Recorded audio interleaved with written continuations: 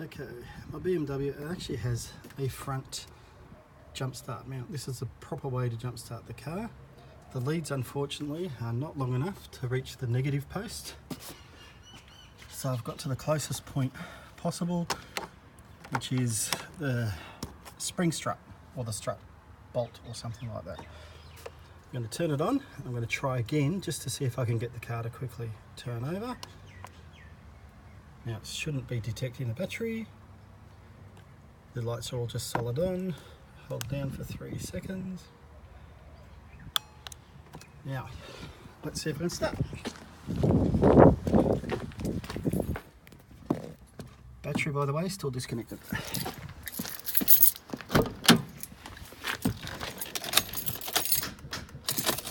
Nothing.